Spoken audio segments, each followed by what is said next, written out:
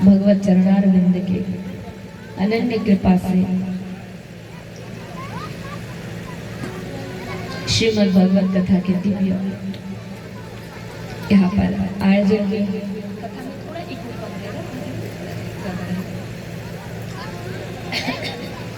तो परम सौभाग्य की बात है, ठाकुर जी की कृपा से इसी 41 में ना 41 है ना गांव में श्रीमद् भागवत के साप्ताहिक ज्ञान यज्ञ का आयोजन हो रहा है।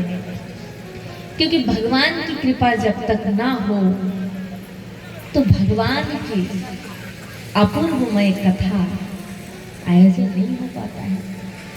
वो कहते हैं मैंने कराया, वो कहते हैं मैं किया, सब किया, ये तो निमित्त मात्र है, हम निमित्त है, मूल सूत्रधार कोई और होता है। किंतु वो केवल भक्त समझ पाते हैं, साधारण मनुष्य नहीं समझते। साधारण मनुष्य जब कोई कुछ अच्छा काम करता है, उसमें सक्सेस होता है, सफल होता है जिसे बोलते हैं, तो कहीं कहीं देखा जाता है उनमें अभिमान भी आ जाता है कि मैंने करवाया, मुझसे इतना बड़ा कार्य हुआ, आज देखो कितना नाम हो रहा है कि ये मिला, कि मुझे सफलता मिली, हो जाता है ऐसा। किंतु ऐसा नहीं, मूल सूत्रधार भगवान होते हैं। जैसे मैं आपको उदाहरण देती हूँ, कुरुक्षेत्र में जब पांडव और कौरव के द्वारा भारी युद्ध हुआ, उस युद्ध में पांडव विजयी हुए, कौरव पराजित हुए, सब मारे गए। आप जानते हैं इस बात को? जानते होंगे कि कुरुक्षेत्र के युद्ध में कौन जीता? पांडव। पंच पांडव जीत गए और कौरव हार गए। तो एक दिन का समय युद्ध की चर्चा हो रहा था घर में। सारे पांडव बैठे बैठे बातें कर रहे थे। तो जीते तो भीमसेन कह रहे थे मैंने तो युद्ध में ये कर दिखाया। भीमसेन कहते कि मेरे गदा ना होता तो तुम सब लोग तो पीछे पड़ जाते। मेरे गदा की तरह, एक गदा की प्रहार से सैनिक तत्क्षणात रक्त बमन करते हुए कर देते हैं। ऐसे एक एक बार में मैंने 1000 को मारा, 10,000 सैनिक को मारा। भीम अपनी गाथा गा रहे, इतने में गाते गाते अर्जुन अपनी गाथा सुना रहे। अर्जुन कह रहे भैया आपके गदा की तो बहुत महिमा है, आपकी शक्ति 1000 10,000 हाथियों के बल है आप में। सत्य है, हम मानते भी हैं, पर आप बताओ भैया, आप कहो भैया क्या मेरे गांडीव धनुष ने मेरे जो गांडीव धनुष किसी से कम कमाल दिखाया क्या मैंने उनसे क्या नहीं किया? अब बताओ, आप तो सब जानते हो। भीमसेन हंस पड़े। तब अर्जुन ने कहना शुरू किया मैंने यूं बाण चला, एक बाणों में लाखों लाखों सैनिक, एक बाण चलाया, लाख सैनिक तत्क्षणात धराशायी हो गए। अर्जुन अपना कहना शुरू किया। इसके बाद नकुल सहदेव जी आरंभ किए, वे कहने लगे हम तो तलवार से ऐसे घुमाकर तीव्र वायु से भी तीव्र गति से तलवार चलाते हुए युद्ध की। अपनी अपनी कथा सुना रहे। कृष्ण भगवान चुपचाप खड़े हैं, भगवान चुपचाप सबकी बातें सुन रहे हैं कि उतने में एक ठट्ठास करके जोर से हंसने की आवाज सुनाई दिया। सबने देखा हंसी की ध्वनि आ रहे हैं, पर कौन है, कहां से आ रहे, कुछ भी दिखाई नहीं दे रहे। चारों ओर देखा भाइयों ने, हमारे बातों के बीच यूं उपहास पूर्वक किसने हंस के उठा। चारों ओर देखे कोई नहीं था। तब हंसा हुआ आदमी ने कहा, ओ महाराज कहाँ ढूंढ रहे हो, देखो देखो मैं ऊपर हूं। देखा तो पेड़ के ऊपर एक सिर, एक डाली में सिर रखा है, कोई हंस रहा है। पांडव ने कहा, महाराज ये क्या है? कृष्ण भगवान से पूछे, कान्हा ये क्या है, ये कौन है? कटा सिर बात कर रहा है। प्रभु ये कैसे लीला है? तो भगवान ने कहा कि हे पांडवों, मैं क्या कहूँ, तुम इनसे पूछ लो। ये जब बात कर रहे हैं ना, बातें कर पा रहे तो अपना परिचय भी दे पाएंगे, पूछ लो इनसे। तो उसने कहा, महाराज हे पांडवों, मैं वास्तव में भगवान श्री कृष्ण के, ये जो आप सब भक्त हैं, आप ही के वंशज के हैं हम। हमारे वंशज? बोले हाँ, मैं भीमसेन जी का नाती हूँ और घटोत्कच का पुत्र हूँ। मेरा नाम है बर्बरीक। युद्ध के समय मैंने जब जाना कि भगवान श्री कृष्ण के प्रिय भक्त पांडव के संग कौरव युद्ध करने वाले हैं, तो मैंने उसी समय ये निश्चय किया कि जो पक्ष कमजोर रहेंगे, जो दल कमजोर रहेंगे, क्योंकि युद्ध दो दल में होता है कि नहीं, तो जो पक्ष कमजोर रहेंगे उन्हीं के पक्ष में रहकर मैं युद्ध करके उन्हें जिताऊंगा। और इसी इच्छा से मैं अस्त्र शस्त्र सहित युद्ध क्षेत्र की ओर आया। बर्बरी कहते हैं, हे पांडव, केवल ये ही नहीं, मेरे मन में बहुत इच्छा थी कि मैं भगवान श्री कृष्ण के हाथ से मुक्ति पाऊं, क्योंकि जब मैं छोटा था तो मेरे नानी दादी के गोद में मैं सिर रखकर सोता था। मुझे नींद नहीं आते थे तो मेरे दादी कृष्ण भगवान की कथा सुना सुना कर मुझे सुलाते थे।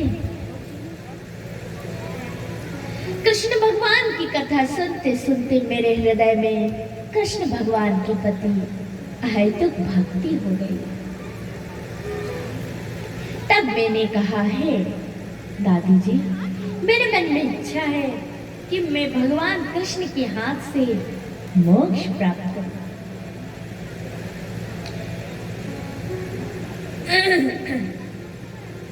तो उसी समय मेरे दादी जी ने कहा, वत्स, भगवान श्री कृष्ण के हाथ से यदि मोक्ष पाना है तो तुम्हें बहुत तपस्या करना पड़ेगा।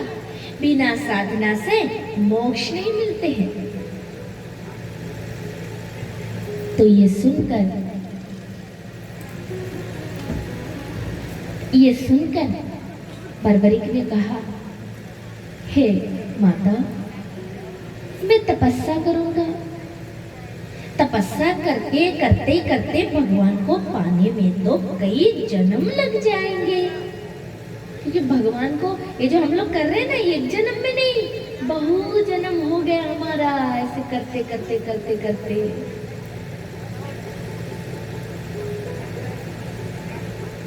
और यदि भजन पूर्ण हो गया, कंप्लीट हो गया, तो जन्म नहीं होंगे। अब जैसे किसी की इच्छा है कि अभी तो हुआ नहीं, तो लेना है जन्म और लेना है, करना है, तो उनका फिर जन्म होगा, फिर आगे धीरे धीरे बढ़ेंगे और उनकी इच्छा जितनी जैसी है, जैसी जिसकी इच्छा की बेग है, बेग उतनी जल्दी उसको भगवान मिलता है। जिसकी भगवान की भक्ति ढीली है, बहुत ढीली है, स्लो है, उसको बहुत टाइम लग जाता है। ठीक है ना, समझ में आ रहा है ना? मैं कह रही थी, बर्बरीक जी कह रहे हैं कि भगवान को पाने में तो भी बहुत जन्म लग जाएगा। तो फिर हे माते, क्या इस जन्म में मैं भगवान को प्राप्त नहीं कर सकता? तो दादी जी ने बताई कि हाँ हाँ अवश्य प्राप्त कर सकते हो, इसके लिए एक उपाय है। क्या? ये तो साधना है, वो करके भगवान को पाओ, और दूसरा उपाय है तुम्हें भगवान कैसे मरना है।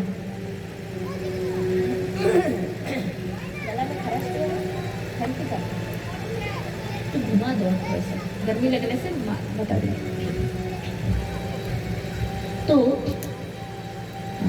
तो भगवान के हाथ से मरना है। कौन कह रहे? दादी जी।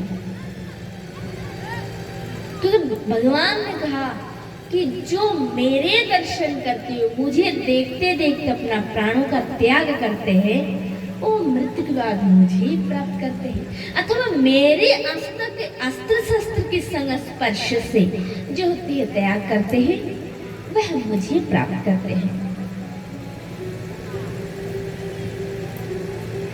तो भगवान के हाथ से मरने से मोक्ष मिल जाएंगे। तो बर्बरीक ने कहा ठीक है, फिर साधन भजन करके बहुत जन्म लग जाएगा, ये वाला रास्ता छोड़ देते हैं, क्योंकि कितना जन्म लगेगा कोई ठीक नहीं। तो इस जन्म इसी जन्म में पाना है, तो एक काम करते हैं, भगवान के हाथ से मरने की व्यवस्था बनाते हैं। तो बर्बरीक ने कहा दादी फिर तो हम कृष्ण जी के सामने चले जाएंगे, उनसे कहेंगे प्रभु जी आप ना सुदर्शन चक्र चला दो और मुझे मार डालो, शरीर नष्ट हो जाएगा और मैं भगवान के धाम में चला जाऊंगा।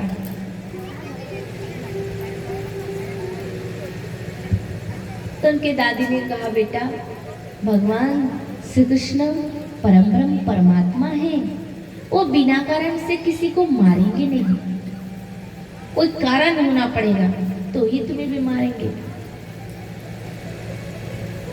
तो फिर बर्बरीक ने कहा फिर क्या करें? तो उसने कहा कि तुम्हें अस्त्र शस्त्र की शिक्षा लेना पड़ेगा। भगवान की जो भक्त है ना, भगवान जिस युद्ध क्षेत्र में रहेंगे ना, उसके विरोध करने वाले पक्ष में होना पड़ेगा, तब जाके भगवान के हाथ से तुम मर पाओगे। तब बर्बरीक ने क्या किए, वैष्णो देवी की आराधना करते हुए वैष्णव अस्त्र का ज्ञान प्राप्त किए और उसी अस्त्रों को लेकर चल पड़े कुरुक्षेत्र के युद्ध में।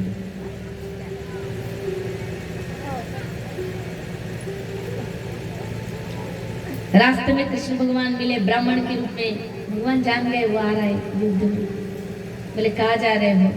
बोले मैंने प्रतिज्ञा लिया, युद्ध क्षेत्र में जो पक्ष कमजोर रहेगा ना, उन्हीं के पक्ष में रहकर युद्ध करूंगा। और बर्बरीक जानते जिस पक्ष में मैं रहूंगा वो पक्ष निश्चित रूप में जीत जाएंगे, विजयी हो जाएंगे। भगवान ने सोचा ये युद्ध करेगा तो गड़बड़ हो जाएगा। मैंने जो सिस्टम बनाया पांडव कौरव का है, इसमें ये आ जाएगा तो मुश्किल हो जाएंगे। फिर भगवान ने कहा नहीं नहीं नहीं तुम युद्ध में मत जाओ। बोले नहीं मैं जाऊंगा। भगवान को क्रोध दिला रहे। तो बोले तुम्हारी क्या शक्ति, तो जो तुम युद्ध करने जा रहे? बोले देखोगे? बोले हाँ दिखाओ। एक अस्त्र चलाया पेड़ों पे। बोले हे कृष्ण देख रहे हो मेरे ये अस्त्र, मैं इस अस्त्र को चला रहा हूँ इस वृक्ष पे, और इस वृक्ष की जो प्रत्येक पत्ते है ना, प्रत्येक पत्र में छेद हो जाएगा। अच्छा दिखाओ दिखाओ, हम भी देखना चाहते हैं तुम्हारी कला। कितने तुमने ज्ञान प्राप्त किए, विद्या का, अस्त्र शस्त्र का ज्ञान दिखाओ। तो उसने क्या किया, तुली से बाण निकाले और मंत्र पढ़कर जैसी बाण चलाया, उस वृक्ष की हर एक पत्ते छेद हो गए। किंतु भगवान कृष्ण भी बहुत चालू थे। भगवान तो भगवान ही है। उन्होंने क्या किया, एक पत्ते को पैर के नीचे दबा के रख दिया। किंतु वैष्णो देवी की आराधना करके ये अस्त्र की शिक्षा बर्बरीक ने पाया सारे वृक्ष की। और जब भगवान ने देखा, देखते हैं कि वृक्ष की प्रत्येक पत्र में छिद्र है। ठीक है, एक बाण से, बहुत सारा नहीं चलाया, एक बाण पूरे वृक्ष के पत्ते को छेद कर दिया। भगवान ने देखा अच्छा पूरे पत्ते में छेद है। अच्छा, मैंने तो पैर के नीचे भी एक दबा के रखा था, देखो देखो। जैसे अपने चरणों को प्रभु ने हटाया, देखते उस पत्ते में भी एक छेद है। बोलो राधे, जोर से बोलना पड़ेगा। भगवान ने देखा ये तो बहुत है?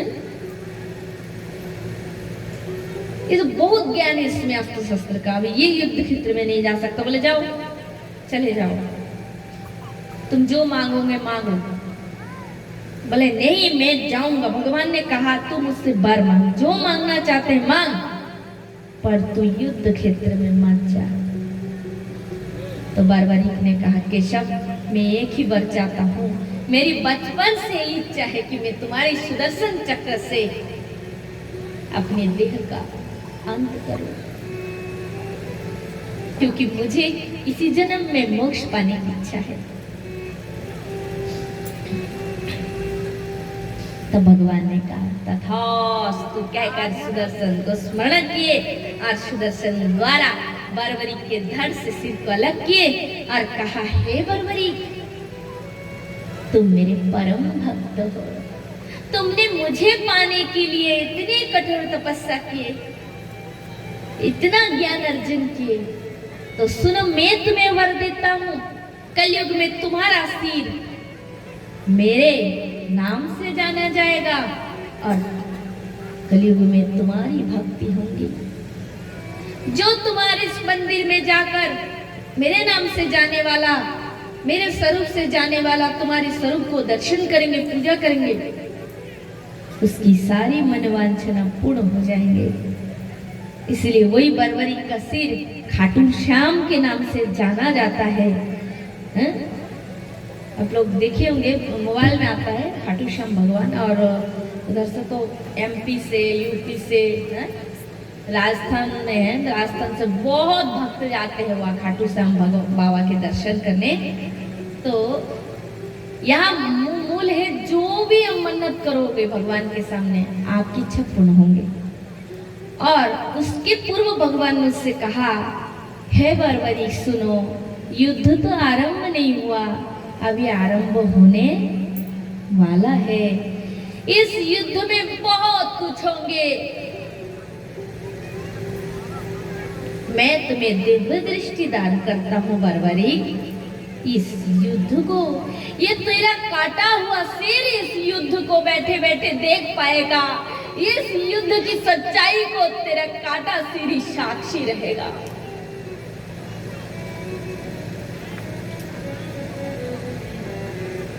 भगवान ने उसको शक्ति दिए और उस पेड़ के ऊपर उसको कटा हुआ सिर अमर जो हो गया, वही सिर बैठ कर युद्ध देखा। तब बर्बरीक कह रहे, पांडव किंतु वहीं पे खड़े हैं। मैंने यही से शुरू की थी, आपको ध्यान होगा। पांडव हाथ जोड़े सारी कथा बर्बरीक के मुंह से सुन रहे। बर्बरीक ने कहा, है पांडवों, आप अभिमान कर रहे हैं। एक एक जन कह रहे, मैंने युद्ध किया, मैंने पराक्रम दिखाया, मेरे कारण विजय हुए बड़े भैया। किंतु नहीं,